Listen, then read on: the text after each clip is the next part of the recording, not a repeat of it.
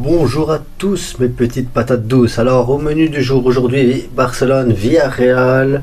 Barcelone qui a absolument besoin de se refaire. Barcelone qui a besoin de remontrer qu'il est là, qu'il est dominant. Et Barcelone qui a besoin de changement. Contre un Villarreal qui vient de gagner 2-0 avec 2 buts de Danjuma. Donc ça va être un match compliqué, ça va être un match où il va falloir sortir ses tripes, ça va être un match où il va falloir montrer que voilà, les cojones on les a et que le passé est oublié et qu'on repart sur de bonnes bases. Il reste plus grand chose avant la trêve de la Coupe du Monde les gars. Donc voilà, objectif ici, gagner, se relancer et allez, repartir sur de bonnes bases les gars. Repartir sur de bonnes bases. Voilà l'objectif.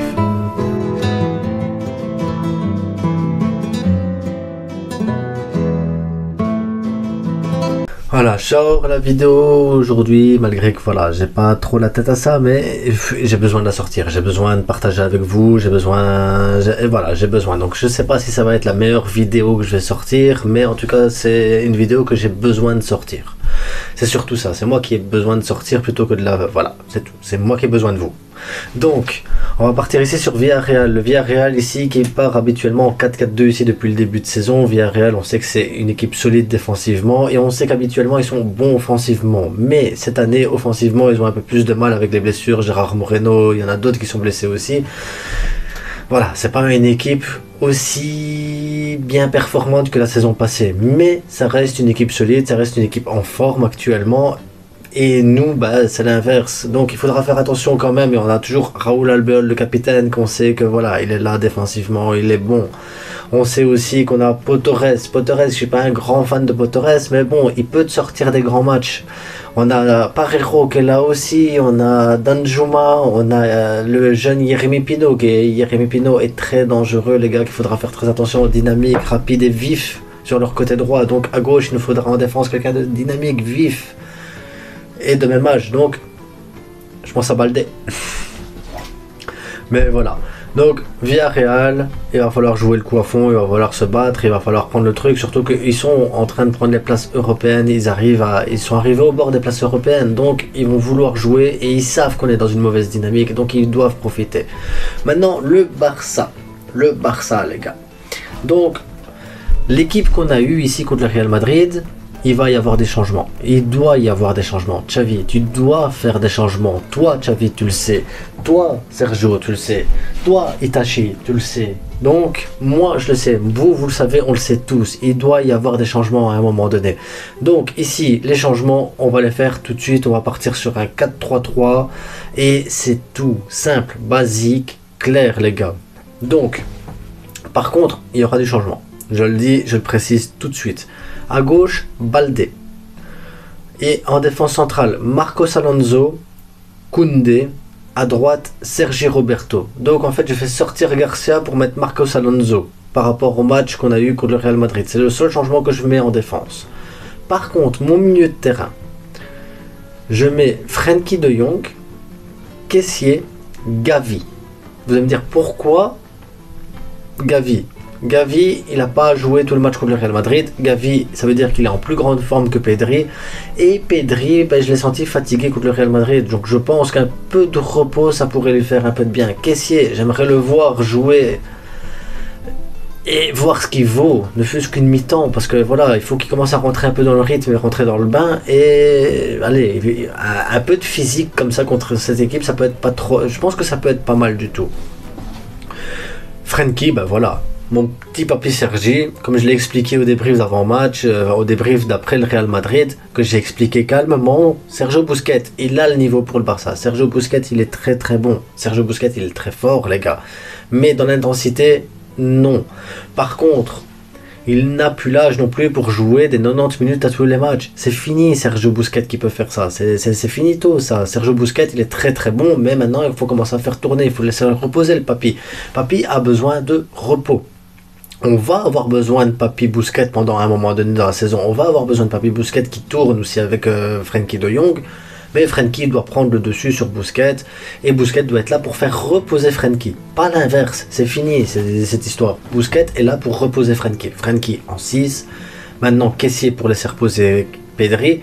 et Gavi qui doit être sur le terrain. Voilà comment je veux mon milieu de terrain. Je veux un milieu de terrain dynamique, fort, physique, avec des idées. Donc il va falloir aussi que les joueurs qui sont là sur le terrain, au milieu de terrain, montrent absolument qu'on a besoin d'eux et montrent absolument qu'ils ont le niveau pour le Barça et que Xavi a fait une erreur en début de saison.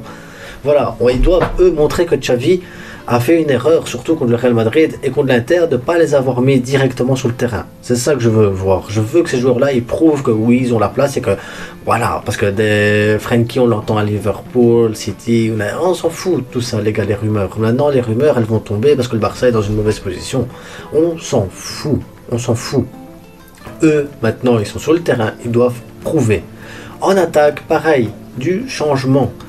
Parce que il faut absolument instaurer maintenant une concurrence entre les joueurs pour que les joueurs ils sentent qu'ils sont en danger et que quand ils rentrent sur le terrain, ils doivent montrer qu'on a besoin d'eux et qu'ils sont indispensables. Donc on attaque, on change aussi. Donc l'attaque à gauche, Fati, dans l'axe, Ferran Torres, à droite, Dembélé.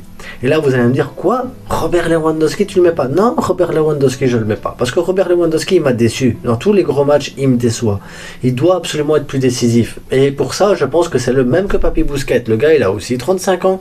Et le gars, il doit absolument se reposer aussi. Parce que peut-être que si tu joues tous les matchs, tu vas finir par le cramer. On sait que Robert Lewandowski, il est fort. On sait que Robert Lewandowski est plus fort que Ferran Torres. Mais Robert Lewandowski, il peut pas être tout le temps à 100% à tous les matchs. Et je pense que le problème, il vient de là. Il peut pas être à 100% à tous les matchs. Donc, il a besoin de repos. Et Ferran Torres dans l'axe, ça peut être intéressant parce qu'il peut faire des mouvements, il peut bouger, il peut distribuer la balle, mais à condition que les milieux de terrain viennent pour soutenir. Parce que Ferran Torres, il est bon dos au but pour remettre en retrait, créer des espaces. Et puis on l'a vu contre le Real Madrid, il sait bouger, il sait montrer où il va. Peut-être qu'il est sur une bonne phase et il faut peut-être lui faire confiance maintenant. S'il est dans une bonne phase ici, on doit profiter de cette phase-là pour le mettre encore plus en confiance. Ce garçon sait se débrouiller, il sait se déplacer, il sait faire les mouvements. Maintenant, il ne reste plus qu'à marquer. Voilà, parce que si il marque toutes les actions qu'il rate, le gars, il finit meilleur buteur de l'année devant Haaland, hein, les gars. Vraiment, hein. Il y a une possibilité avec Torres, il y a un truc avec Torres. Maintenant, il est en manque de confiance, il n'a pas marqué. Et s'il a marqué contre le Real, on a senti qu'il était content, on a senti qu'il avait cette rage de vouloir marquer. Maintenant, qu'il prouve ici contre une équipe comme ça, qui peut y arriver. Et je pense que c'est le bon match pour y arriver. Après, évidemment, on peut le faire sortir à la mi-temps, à la 50e, à la 60e minute pour Robert Lewandowski pour apporter un peu plus de physique. Voilà, parce que Ferran Torres, il peut épuiser le vieux Raúl Albol. Il peut l'épuiser à bouger dans tous les sens. Pour Torres, il n'est pas si fiable que ça défensivement non plus. Donc, avec des mouvements rapides et tout ça, on peut fatiguer la défense. Après, Robert, tu le fais rentrer à la 60e, il peut te tuer le match. Et Rafinha, voilà, on peut le faire sortir à la place de Fati pour reposer Fati. Dembélé, il change de côté. Et voilà, et on fait tourner. Pedri peut rentrer en deuxième. On peut faire rentrer Garcia à la place de Marcos Alonso, ou à la place de Koundé, ou à la place de Sergi Roberto. Bref, il y a des possibilités en faisant des changements dans l'équipe. Et en changeant le capitaine, j'aimerais que Ter Stegen soit capitaine de l'équipe. Lui a montré depuis le début de saison qu'il est là. Il a montré que voilà, c'est un ancien. Et il a le caractère pour montrer la capacité. Parce que maintenant, il faut changer un petit peu les affaires. Il faut commencer à sortir ceux qui sont sur leur piédestal et intouchables. Il faut les sortir. Et Xavi doit absolument maintenant, voilà, arrêter à faire sa même équipe. Arrêter avec certains joueurs et essayer des nouvelles choses. Prouver et faire confiance à des nouveaux joueurs. Donc ici, pour ce match-ci, je fais confiance à Frenkie. Je fais confiance à Kessié, Ferran Torres, à Fati. Je fais confiance à qui d'autre? À Marcos Alonso, je le remets en confiance dans l'axe, je suis curieux de voir. Je refais confiance quand même à Sergi Roberto aussi. 6 joueurs à qui je remets la confiance à ce match-ci pour voir et qui prouvent que vraiment ils ont le niveau pour le Barça. Voilà ce que je veux. Donc, on se retrouve pour l'après-match, les gars. En attendant, abonnez-vous, likez, partagez, commentez surtout, commentez parce que vraiment ça me fait plaisir parce que j'ai beaucoup d'échanges avec vous et ces échanges-là, ça me permet vraiment d'être plus attentif à vos demandes, plus attentif à l'amélioration de mes vidéos et vraiment le partage aussi, c'est beaucoup de conseils, de trucs et tout ça et je découvre des personnes que jamais j'aurais rencontrées dans la rue et ça me fait plaisir parce que vous êtes vraiment des gars. Il y a vraiment des gars dans les abonnés ici ou dans ceux qui commentent qui sont vraiment très bien niveau footballistique et qui sont pas bornés comme ça sur des trucs, ils partagent, ils commentent, ils font les trucs et ça me fait du bien les gars. Donc je m'arrête là, sinon je peux parler pendant des heures de vous parce que vous êtes, voilà, moi je suis content de vous et une bonne soirée et un bon match, et une bonne journée. Je sais pas à quelle heure elle va sortir la vidéo, parce que là je la tourne, il est 4h15 du matin. Bonne soirée mes petites patates. On se revoit après le match à chaud.